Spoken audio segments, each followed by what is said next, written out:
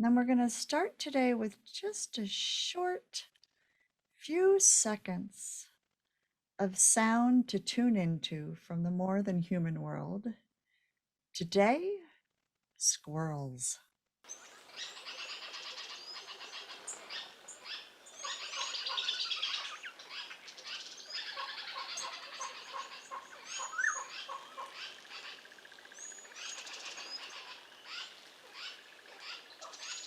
Thank you, squirrels. I'm having an interesting relationship with squirrels. There's one trying to eat my deck this week, and it's taken quite a few big chunks out of it. So I hope in playing that, that he and I are on better terms. Good afternoon and welcome to the Compassion Consortium Sunday service. I'm Reverend Sarah Bowen. I'm an animal chaplain and interspecies minister, and I'm joined today by the co-founders, Reverend William Melton, Victoria Moran, and Reverend Erica Allison. And I'd like to give a big welcome to our guest speaker, Duke McLeod, who you'll hear from later, and a warm welcome to all of you. We meet the fourth Sunday of every month, and we hope to see you often. Throughout the service, do whatever makes you feel comfortable and engaged with what's going on the screen. I'm speaking to you today from the Hudson Valley of New York, a land cherished by the Mohican and the Munsee Lenape, and home to many beings that I cited this morning, including the eastern chipmunk, gray squirrel, crow, mourning dove, and a creeping little one with another creeping little one on its back who I've yet to identify. So I invite you to take a deep breath and relax for a moment as we get started with a few words of inspiration. I'd like you to think about what spiritual practice means to you. What does it mean to your life? How do you do it? How does it feel? How did you learn the practices that you do? When you do practices, what is your intention? Is it towards the self? Is it towards others, towards something divine, a combination of all three? There are countless ways to answer these questions, as spiritual practices are diverse and multifaceted and ever-changing and creative as we are curious. Here at the Compassion Consortium, we offer you a few opportunities every Sunday service to engage in spiritual practices. From our opening song, which is visual and audio, to the interspecies practices that Erica and the beings of Farm Sanctuary have offered us, to our blessings, our rituals, our closing prayers, and our spiritual interviews are a spiritual endeavor as well, where we practice deep listening. So today I want to talk a little bit about non-denominational interspecies prayer. And I'll start by confessing that sometime in my early 30s, I eschewed prayer and form in favor of meditation. I did not pray. Prayers in my birth religion felt too exclusive. They used language that didn't fit my belief system. They called on something specific I didn't believe in. They offered an interpretation of divinity I didn't share. And I was a little embarrassed to do it in public. As a preacher's kid, praying in public was the worst possible thing you could ask me to do. And I didn't understand, did prayer necessarily exclude people who didn't pray? And does prayer have to be attached to a particular religion? And is it appropriate to pray for someone? Or is that not okay? It was endlessly confusing. And so I became someone who very proudly said, I do not pray, I meditate. And for many years, I held that stubborn stance until I entered interfaith seminary and I met Shelley. She looked like an angel. She prayed like sponge sugar. Light radiated off her as she spoke in her blue jeans, white shirt, and a silver belt with big, chunky turquoise crosses. She had something I wanted, and I asked her to teach me how to pray. And when I began to practice with Shelley, she told me to say whatever words came to me, unfiltered, pray in a way that worked for me. But I didn't know what worked for me. And so I spent an entire year devoting myself to figuring out the different options. I bowed my head reverently with Catholics. I hit the floor solemnly with Muslims. I chanted seemingly endless kirtan with Hindus. I davened quietly with Jews in a synagogue. I even paradoxically joined atheists in group prayer. By immersing myself in these diverse practices, I learned that prayer didn't have to be a certain set of words in a particular religion directed towards a specific deity. It could be art or poetry or body movements. Prayer could be any action that connects you to something greater than yourself. And for me, that meant it needed to be interspecies. So fast forward a lot of years, and on most days you can find me saying a roadside blessing over some passed on squirrel or praying for someone to help welcome the pain of pet loss so they can move through it. And every day at noon, you can find me engaged in petitionary prayers for injured and exploited animals, uttering the words, "Compassion encircles the earth for all beings," with people all over the world who have joined the prayer circle for animals. Perhaps some of you are doing that too. And when I engage in prayer for animals, and I tell people about this, they often say to me, "Is there any proof? Does prayer work? Does it change anything?"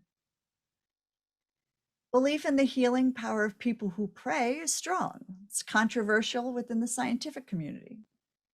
Now, we have more and more research these days suggesting there's a positive impact from religiosity, from spirituality on our mental health, our physical health. A lot of research right now on meditation, on mindfulness. But praying for others is a little more elusive in research. Further, most of the studies that address distance healing are about humans, not other beings. But there's one study I want to tell you about today as we move into our service. One study explored the effect of intercessory prayer, praying for others, in a double-blind randomized trial group of bush babies with chronic self-injuring behavior and over-grooming. Now, most of us here understand that's why captive primates don't like being captive. The prayer intercessors were Christians with distance prayer experience. They gave them photos of the animals that they were praying for. They gave them a description. The bush baby is small, about 2 pounds, furry brown animals that look similar to a monkey. And they informed them on the desired outcomes: medication effectiveness, that the animals' behaviors became calm and non-stressed, and that their wounds would heal. So these prayer warriors went off and prayed daily for 4 weeks on behalf of these other beings. So what happened? At the end of the trial period, the prayer group bush babies' wound areas were smaller, their wounds were less severe, they were calmer, and they had stopped self-injuring and over-grooming their injuries. So research suggests that it's possible we can help animals through prayer from a distance. Now, this is one study, and we all here probably have uncomfortable relationships sometimes with scientific studies and not happy with how all of those are conducted. But it's something interesting for us to start to think about. Is this prayer successful? So later in the service today, as we engage in blessings and prayers, I urge you to keep this example in mind and take our practice seriously. And further, to consider how you might take these ideas out into your month. Join the noontime prayer circle for animals, practice loving kindness, do whatever spiritual practice you do on behalf of peace, compassion, and love in this world. Thank you. This is the time when we have the reading of our Tenets of Agreement, which are the principles that the Compassion Consortium stands for. And today, the person reading our tenets will be Beth Ertz, whom you might be familiar with because she was the composer of our Song of Compassion, I think maybe the second week, way back in, May or April. In any event, she's a longtime composer, arranger, and musician for both Hollywood and Broadway. And she's also a committed vegan, dog rescuer, and animal rights activist. So Beth, take it away. We acknowledge a divine force at the heart of the universe and in all living beings. We may refer to this force as God, but it is known by many names and appears in different forms or as formless. We recognize the common moral principles inherent within all wisdom traditions. We affirm that compassion, reverence for life, and nonviolence are fundamental to all religious faith and moral philosophy and are to be extended to all sentient beings. We stand by the principles of inclusion, diversity, and equality and hold these as essential in our human relations. We hold that non-human animals are imbued with the same essence of life and love as our human animals, and that there is moral parity between us. We avow that humans do not own the earth, its resources, or in its inhabitants, but instead must be involved in their protection and their care. We endeavor to eat and live in a kind and sustainable manner, moving away from animal foods and animal-derived clothing, as well as any activities that cause harm to our fellow beings, human or otherwise. We aim to provide spiritual comfort, fellowship, and food for thought to all those practicing or exploring a vegan lifestyle. We offer guidance and peer support for all those seeking a more compassionate and spiritual life. We commit to sharing these principles freely, with humility and respect, in support of non-human animals and the earth.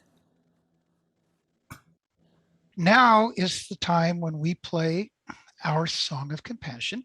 This is one of my favorite parts of our service, and I think we always have really good songs, but today we've got a really, really good song. It was written by one of my favorite artists, Yusuf Islam, and I hope you enjoy this. Peace train sounding loud, glide on the peace train. Isekai, come on, peace train.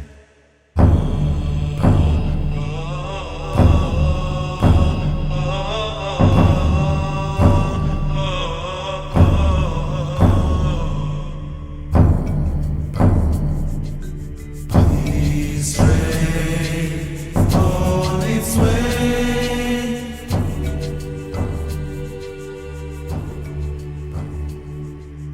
I've been happy lately, thinking about the good things to come, and I believe it could be, someday it's going to come.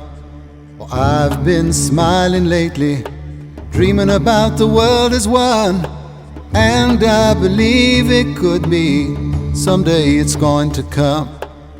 Someday it's going to come, come take me home again. Come on the peace train. Someday it's going to come. Come on the peace train. Take me home again. Oh, peace train sounding louder. Glide on the peace train. Come on the peace train.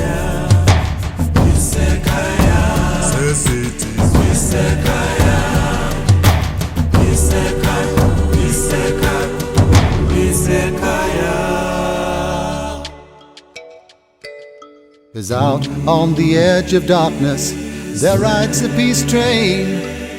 Oh, peace train, take this country, come take me home again. Oh, I've been smiling lately, thinking about the world as one, and I believe it could be, someday it's going to come. Someday it's going to come take me home again. Come on the peace train. Someday it's going to come on the peace train. Take me home again. Someday it's going to come. Someday it's going to come. Someday it's going to come. I've been crying lately. Yes, we go on hating. Why can't we live in bliss?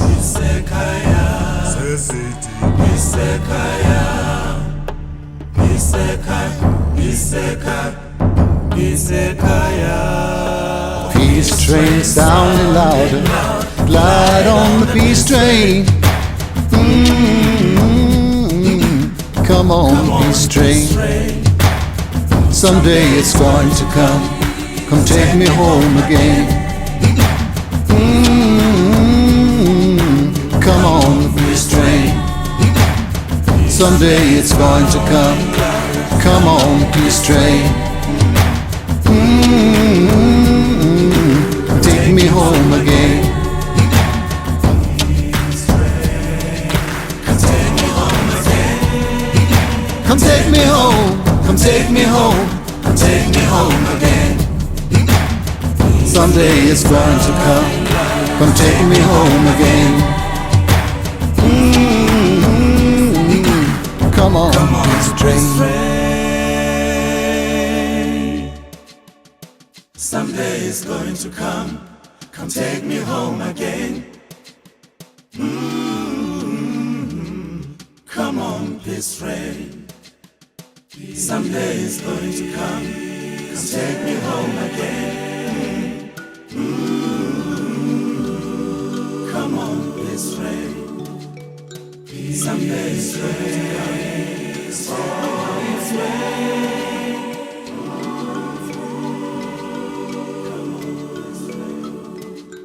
peace train.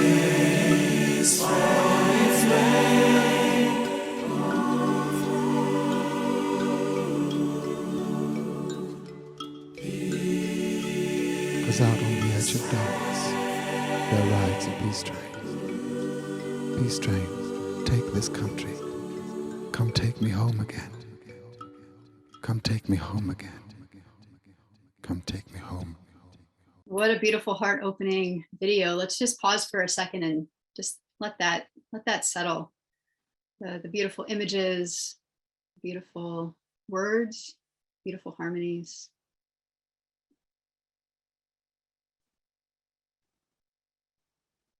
So heart opening. So my friends, it is time for us to dive into a new spiritual practice, an interspecies spiritual practice. And as Rev Sarah very, very perfectly teed this up, today's practice is going to be about mindful movement. And what's beautiful about mindful movement is that it's an opportunity for you to address all the types of prayer that Rev Sarah talked about. It's an opportunity for you to do something meditative and mindful for yourself, to go within to your body, feel into what's going on inside as you move, and let that be kind of a calming meditative practice. But it's also a beautiful experience to use your body to send energy, send intention, send prayer, send love out into the world, out to other beings. So what we're going to do today is there's going to be a video with some of our friends from Farm Sanctuary. We'll be hanging out with some goats today.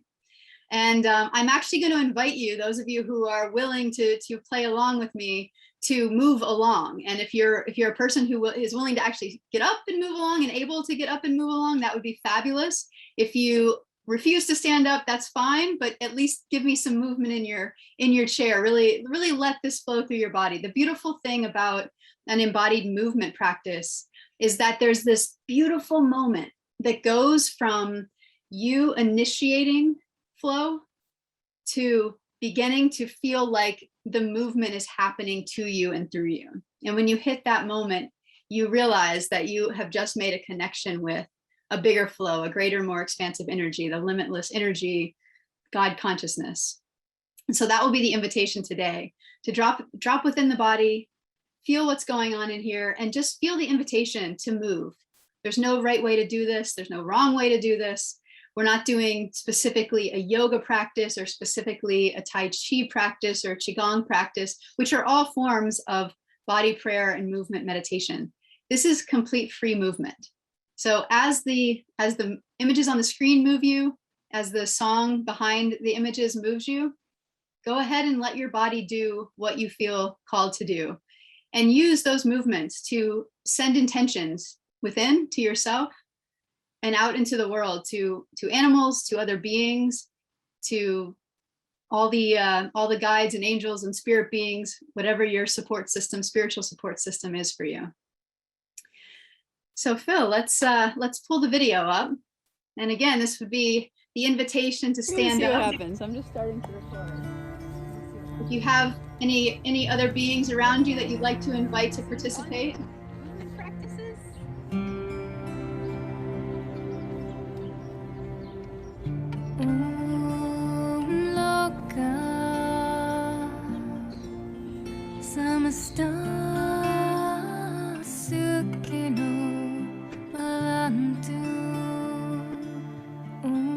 Gentle with yourself and feel into it.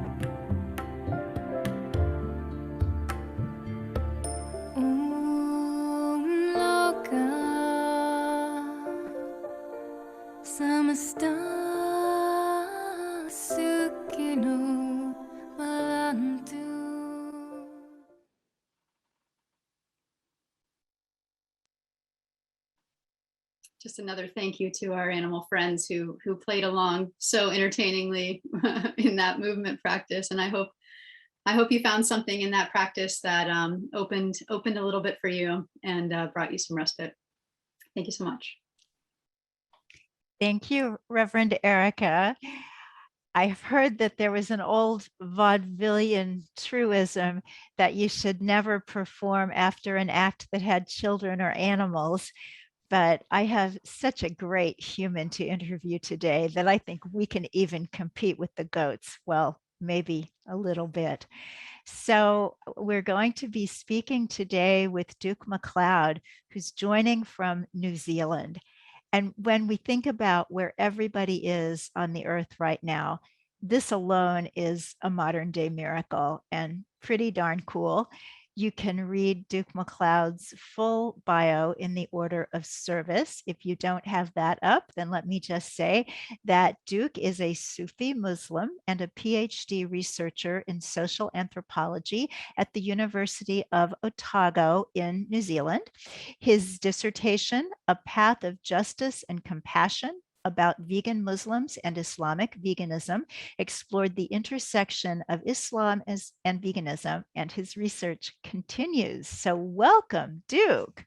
Thank you very much, Victoria, for having me. This is really exciting to be here. Yeah. Well, it is such a pleasure to be with you. I know that it's probably some awful hour of the morning. It's actually a beautiful hour. It's 9:30 a.m. Oh, well. The sun is just coming around my window in the morning, and yeah, it's perfect. And it's tomorrow for those it of is us tomorrow. in this hemisphere. Yeah, So I'm in we the know future. that life will go on until tomorrow. That's a wonderful, wonderful thing to be able to say. So, Duke, I also didn't say that you're a member of the Compassion Consortium Advisory Board. We appreciate that so much.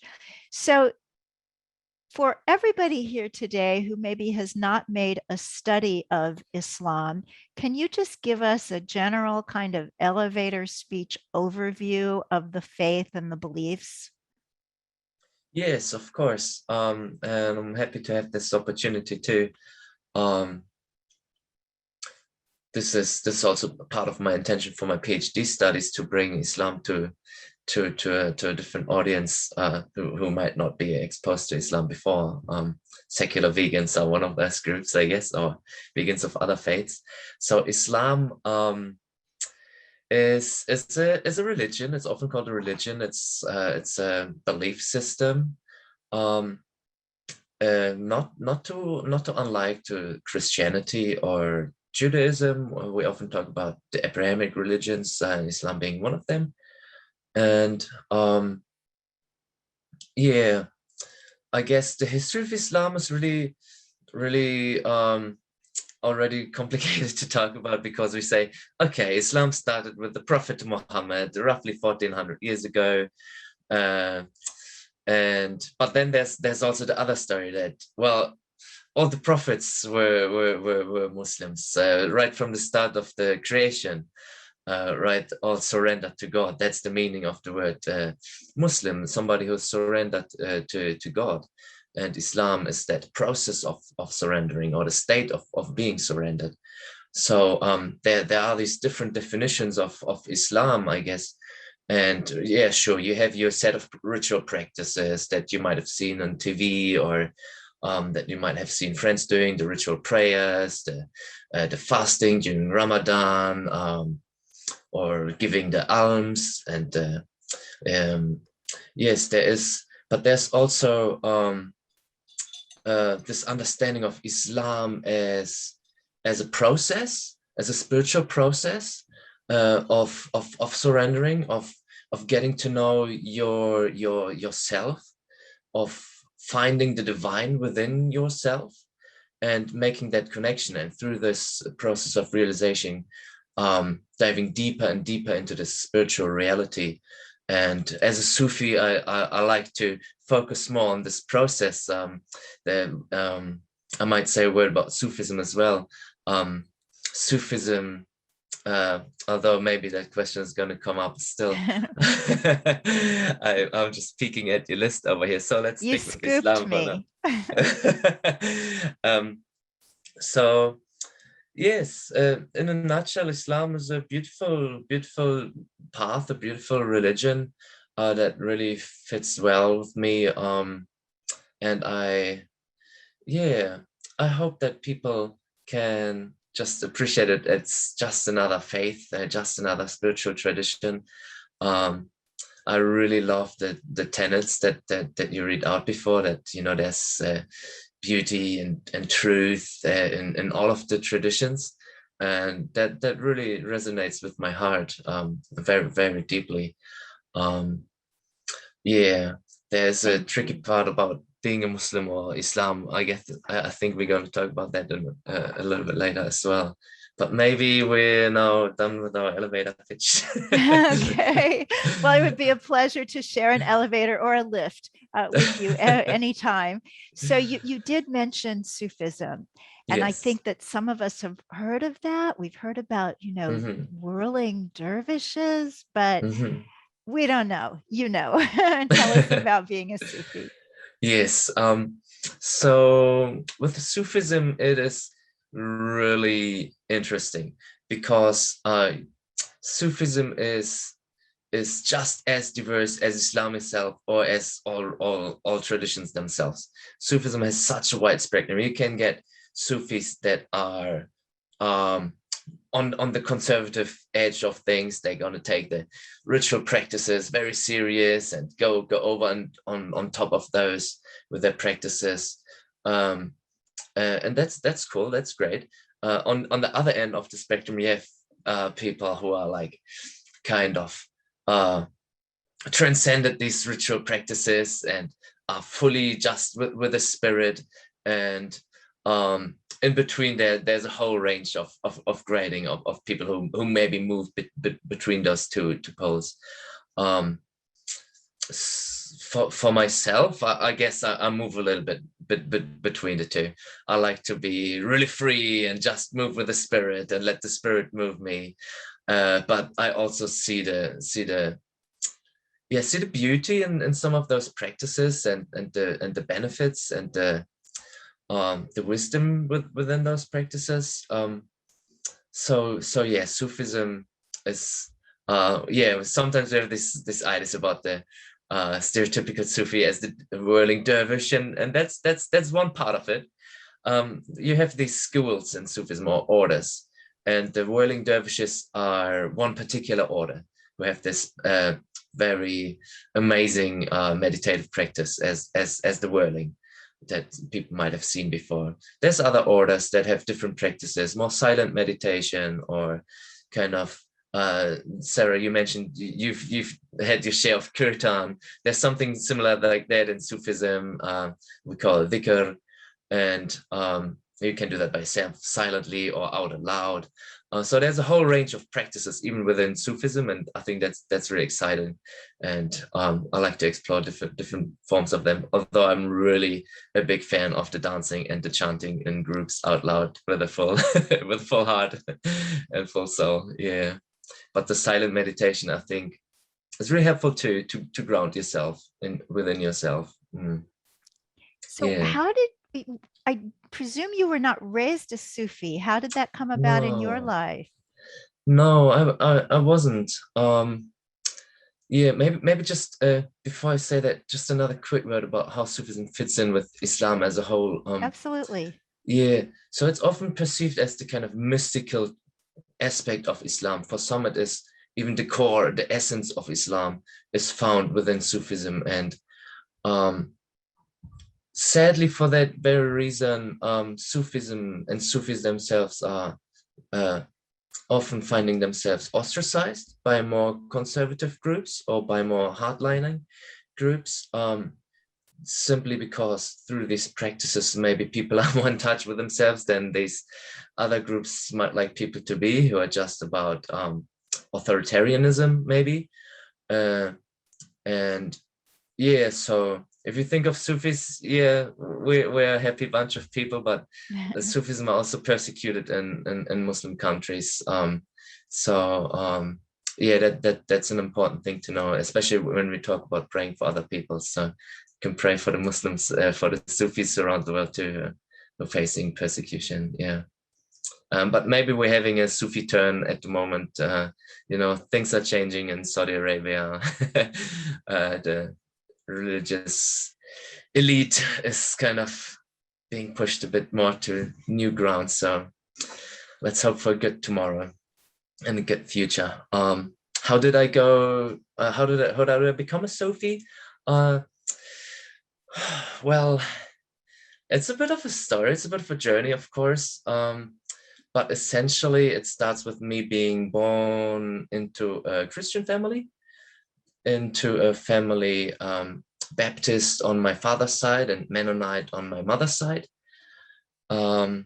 So I really grew up in the Christian faith, and I really still love the Christian faith. And I still have my picture of Jesus here on my desk. And yeah, part of, I don't know, the German Baptist might be a bit different from the US American Baptist. I'm not quite sure. But I think this whole aspect of, the whole worship with a song and with your heart and with your soul, and, leaning into that, sharing together, and leaning into letting the Spirit move you to say a prayer. That I grew up with that, and I really love that. And I still have that in my Sufi practice. So maybe I was primed to move towards that, towards that direction. We had, as a family, this kind of crisis with the church, and left the church, and all explored our own different paths. And growing up in Berlin, heaps of Muslims around, some Sufis too. And I never thought I was going to be a Muslim. I never thought I was going to be a Sufi, but just one day in meditation,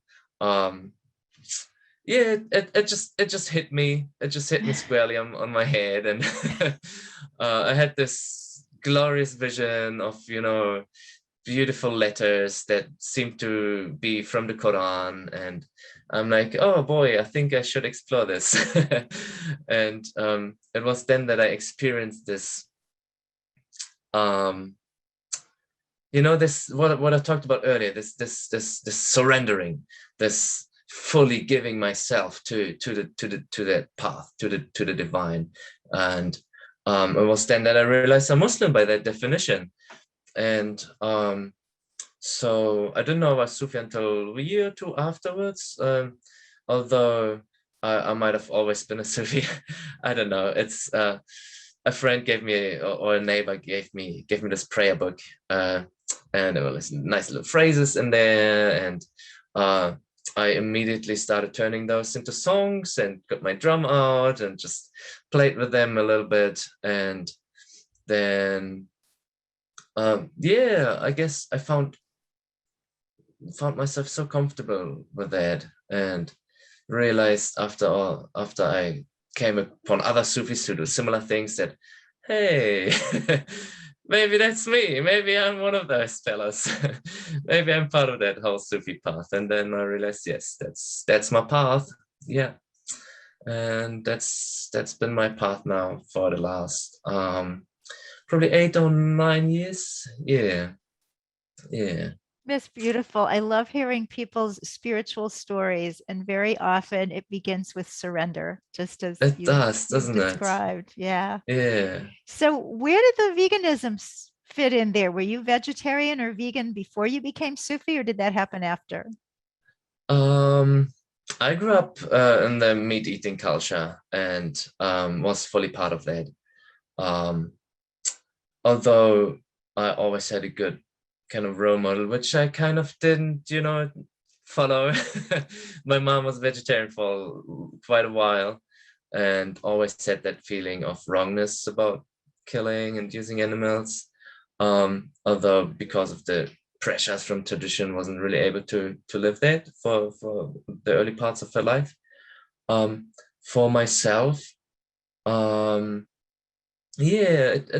it came sort of around the same time as my whole surrendering process, and the spiritual transformation, I think, included a complete change of life, like outlook on life, and the realization that, sustaining myself by killing others is against everything I believe in. And yeah, once I just had that realization, I moved quite quickly from the complete meat eater to the fully vegan, and that was part of my spiritual transformation, I guess, if I may say it like that. So yeah, kind of coming hand in hand, the two. Yeah. Lovely. Yeah. So there's something that probably most of us have heard of, and we who are outside the Muslim world have a difficulty understanding it, and that is that one day a year, Muslims, as I understand it, and you can certainly correct me if my understanding is wrong, are either supposed to kill a sheep, I think it is, or pay for one to be killed on their behalf. So can you explain that as a vegan? Do you do it? Do all Muslims have to do it? Or Sufi's part of that? Help us out. Help us understand. Yeah, this is a really good and important question, especially for myself as a Muslim who endeavors to outreach to other Muslims about veganism and do a bit of advocacy work. And my whole PhD thesis is centered around that idea of, promoting veganism in Muslim contexts and understanding veganism in Muslim contexts. And yeah, this part of the animal sacrifice is a really an important question to deal with. I might start with saying that it is a widespread misconceptions among most Muslims themselves that doing so, engaging in this ritual, is a must. It is not necessarily a must, depending on your school of thought, I guess. In Islam, there's different legal schools, and they have quite big differences between them, although sometimes people will say they're all kind of more or less the same. But this is one part where they're like differ quite significantly. There's some schools who say this is more like a voluntary practice, and some say no, this is a recommended practice. And then I think there might be some fringe schools who say this is a must, but actually it is upon the Muslim themselves to make that decision. The idea is, if you can, you should do it for most people. And most people think, well, I can, so I have to do it. That's why everybody does that. And it is an animal sacrifice. And animal sacrifices have been around for ages. They've been on the world, like before Islam, after, I don't know how long they'll still be around. Whatever comes in the vegan world that we all envision, I hope that's not going to be a part of that anymore. So it goes back to the story of Abraham that we also find in Judaism. There's a bit of a change between the story in Judaism and the Islamic tradition, that I guess in Judaism it is Isaac who is the son that is meant to be sacrificed by Abraham, and in Islam is Ishmael.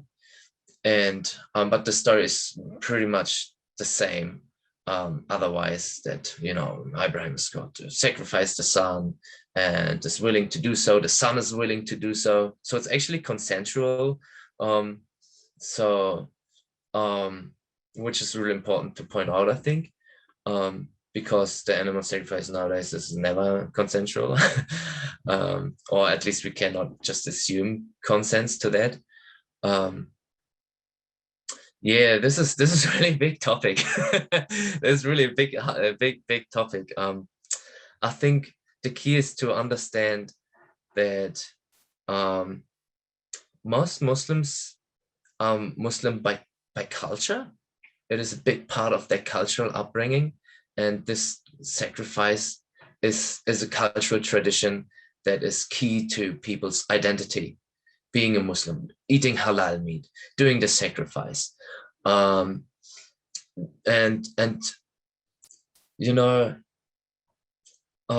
there's movements to amongst vegan Muslims to find alternatives. Myself, I would not engage in killing an animal or paying for somebody else to kill an animal. People find alternatives, they offer something else, they go to the spirit of that idea to sacrifice something of value to you, and not just have some random dude give them some money. Like, there's no connection. It misses the whole point. And one of the points is to feed the poor also of that meat. And now if we look at economics, we see that animal agriculture does the opposite. It does not help people eat. It destroys land, it destroys food. The whole tradition has lost its whole purpose, if we think of the purpose of sharing a communal meal and sharing with the poor. So there's big grounds to challenge this tradition, but it's a steep fight. It's a steep climb to do so because of this, identity that is being challenged at the same time, and which we don't really want to challenge the identity.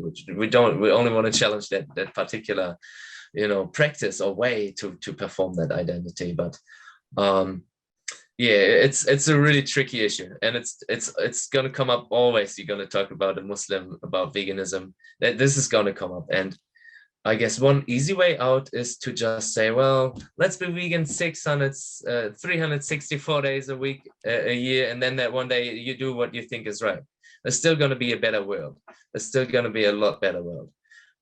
So even if people are too focused on that one particular day, on all the other days, there's still millions of animals being killed. And so, yeah, I guess that's a short take on that animal sacrifice. I don't know if there's any more questions to clarify, or if it was. No, thank you. I didn't mean to put you on the spot, and I think that you handled a really tough question in a really insightful and helpful way. So finally, as we come down to our last minute or so, as a Sufi and a vegan, what's your message for the world? Yes, my message for the world is, as a Sufi, please be brave and look into your heart. Be friends with your heart, discover your heart, explore your heart. And in that heart, I wish that you will find the values that most of us here share already: compassion, justice, non-violence, because I truly believe that is the way of the divine, and that is what the divine would like us to bring into this world. So let us be brave and look into these places. Let us question these cultural traditions that maybe are opposed to our values, and let us be brave and lean into that process of surrendering. And God willing, inshallah, you'll turn out a vegan along the way, or even just like a 3/4 vegan, or 90% vegan, or 364 days of the year vegan. If you go all the way, awesome. If you go some of the way, awesome. Let's walk that way. Let's go. Let's explore. Let's have fun. Let's be ourselves. Yeah, let's be our true selves, which I believe is just and compassionate. Yeah. Oh, that's so beautiful. And I think you've just stated the essence of religion. Let's be ourselves. Yes. So bless you, Duke, and how wonderful it is that we don't have to just let you go right now, even though we're going to be moving on to our next part of the service, because you are going to be joining Reverend Sarah for a beautiful meditation in a little bit. So moving on with thanks. Thank you so much. Thank you both for that beautiful, deep sharing. Amazing. So we're going to come back to our bodies for a second. We've been sitting, we've been enraptured in Duke's sharings with us. Let's just come back to the body. And during this part, I always love to be inspired by animal movements. And so just see if there's an animal movement that inspires you. If it's, like stretching your neck with a giraffe. There you go. Right. Victoria. Apparently she needs to stretch her, she's going to stretch her forearms out and her wrists out with that move. Just let your back stretch. If you need to give your back a little stretch, maybe there's a big condor who wants to open its wings out. Maybe you want to stand up really tall on your legs, maybe one leg at a time, flamingo style.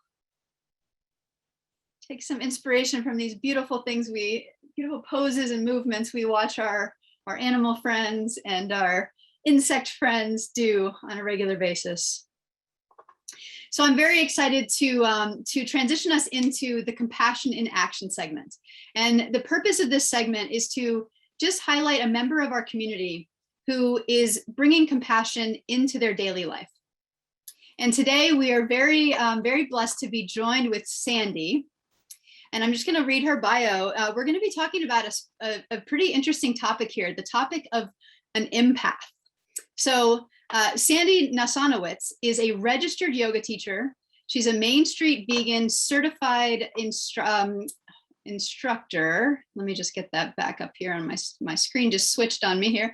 A Main Street vegan certified vegan lifestyle coach educator. And she wrote a book. She's the author of Oblivious, a vegan memoir. She lives in Palm Beach Gardens, Florida.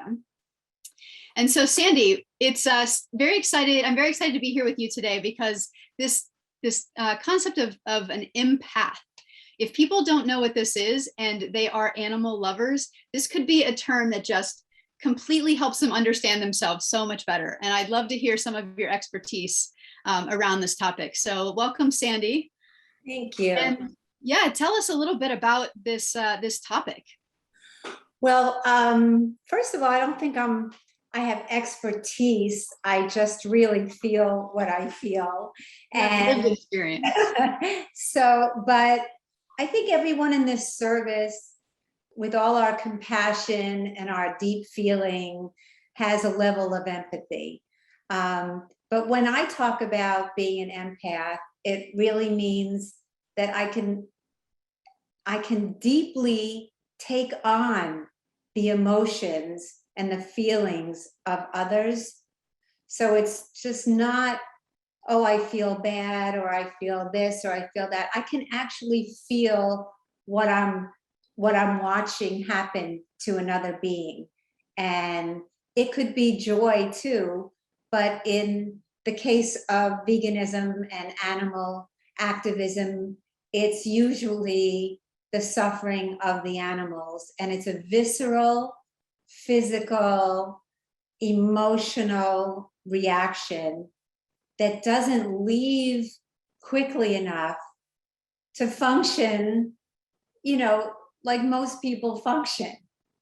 So, when I became vegan and I started to realize what was happening, and I wrote it in my book and the whole story, I really absorbed the suffering and I became despondent, filled with despair of how could this be happening. And so when an empath feels that way, we have to take certain self-care. We have to take on certain self-care that others might not have to do, like either remove ourselves from a situation, put certain boundaries on ourselves so that we just don't fall apart all the time. Beautiful, beautiful. So I've experienced moments like this too. And so I'm very curious for anybody out there who's resonating and realizing like, yeah, if I see something, or if I think about the suffering of another animal, I feel just wiped out for a while. What have you found in your own life? Let's just say that your boundaries got violated in some way, you got exposed to something, or you just really want to do this work in the world, even though you're an empath. What are some self-care practices that you have found work for you to help discharge some of that empathy that you've taken on? Well, of course, the usual things that release some of that tension, and meditation and yoga, but mostly for empaths, it's boundaries and setting up the boundaries in a way that really protects. I call it protecting my heart. So sometimes it means doing things that you don't want to do and that most people just don't do. I had to remove myself from family dinners, and I had to request that anyone who wanted to eat with me, just abstain from eating animals or, any animal products. And it was quite traumatic in breaking up family ties and family relationships. And it was horrible, to tell you the truth, but I couldn't put myself in that situation any longer. And so that's what I chose to do. I mean, there's something called the Liberation Pledge in the vegan movement. Not many people take it, but it's just a commitment to not sit with people who are eating animals. Yeah, so basically the answer to the question is whatever boundaries work for you. Yeah. Thank you so much for highlighting just the importance of taking care of our tenderness. I mean, we all are sensitive beings, and sometimes the world doesn't recognize that. And so you've just given us such a perfect model of how we can recognize how we are, who we are, and tend to that and take care of it. So I encourage everybody to check out Sande's book, Oblivious, her memoir. And thank you for joining us today, Sande. Thank you so much. My pleasure. Thank you.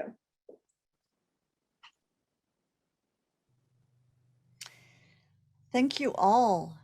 This has been an amazing service so far. Each month, we bear witness to the challenges and the joys that the humans and the other than humans around us are facing.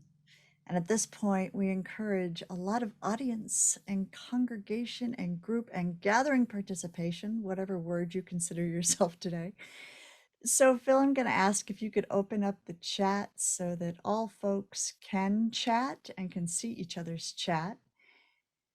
The world's spiritual traditions provide many, many ways of doing this.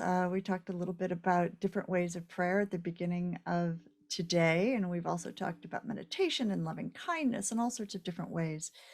So today, since Duke is here, he and I are going to be joining forces, and I love when I get to say the force, so we're going to be joining forces. So if you could bring up, Phil, if you could have Duke up on screen as well, that would be awesome. Great. Okay. So, there we are. Hey, Duke. Hi. Ready to join forces? Ready. All right. So everyone else too, I hope you are ready, and I hope you have your keyboard ready. And I invite you to insert the names of any humans or other than humans into the chat who are in need of healing or who have passed on from this life. And I'm going to start by offering prayers for all people who are suffering persecution based on their religion, as Duke highlighted earlier, their race, their gender, sexuality, abilities, nationality, ethnicity, any other part of their identity. And I'd also like to offer prayers of sustenance for all of the beings who are hungry today. We often talk about diet here, and there's one piece that often goes missing, which are the beings who are hungry today.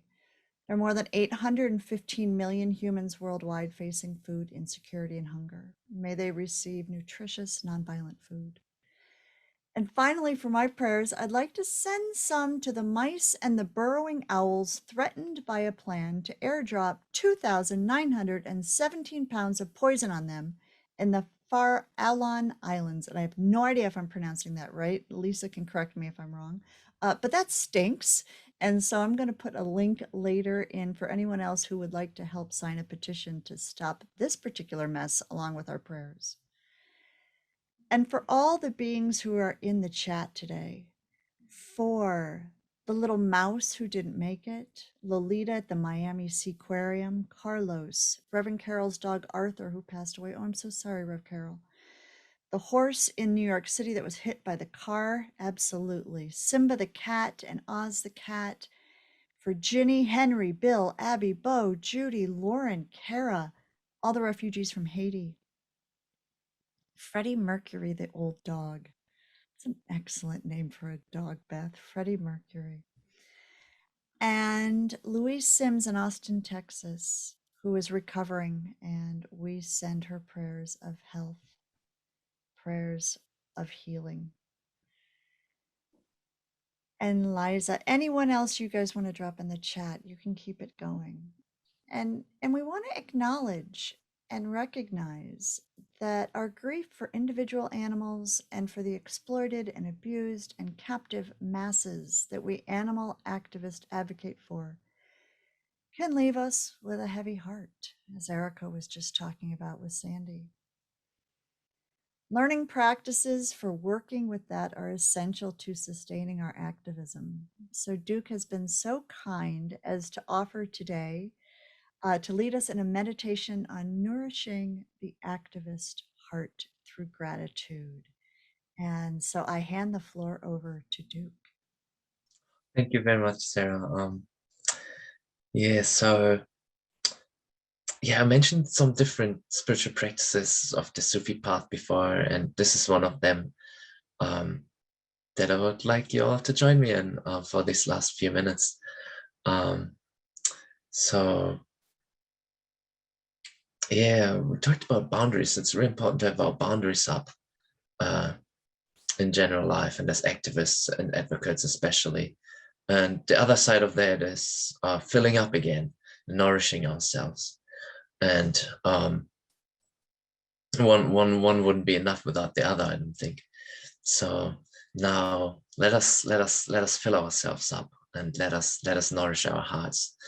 And the way I would like to do that is if we all just close our eyes and just take a deep breath and breathe out, and do that again, and while you breathe, just sink into yourself, sink into the chair that you're sitting on. Keep breathing and feel into yourself.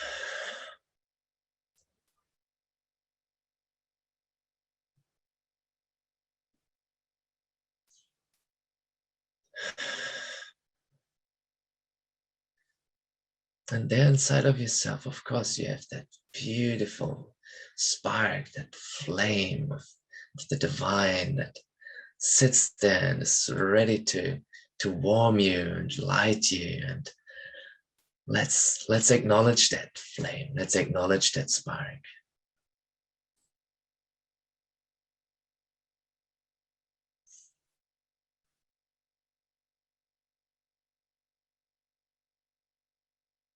It's always there for us.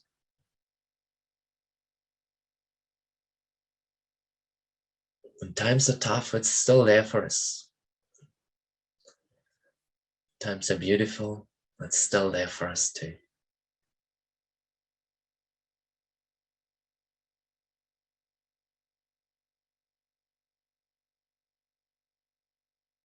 Let us appreciate the beauty of that light within. If we can feel it, if we can see it, maybe, or hear it, whatever your senses tell you.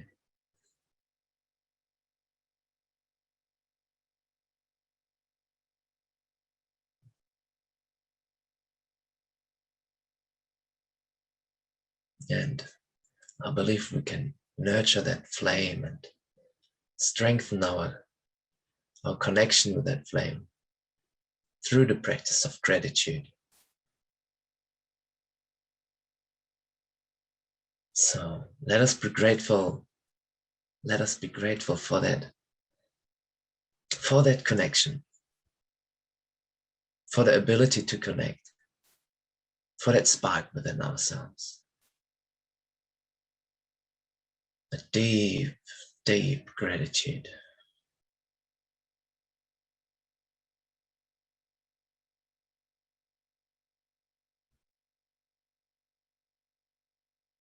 There's an expression in Arabic that expresses that gratitude. I'm going to say that and say it a few times, and every time I say it, I want you to sink deep into that gratitude. And you can wander off to different things that you're grateful for, or stick with one, but lean into that feeling that comes up. And the word is Alhamdulillah. Alhamdulillah. Alhamdulillah. Alhamdulillah. Alhamdulillah. Alhamdulillah.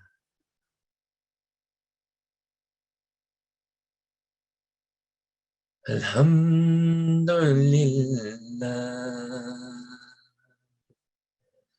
Alhamdulillah.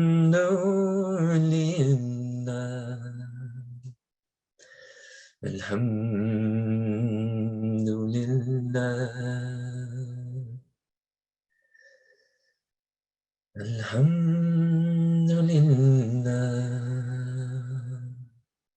Alhamdulillah. Alhamdulillah.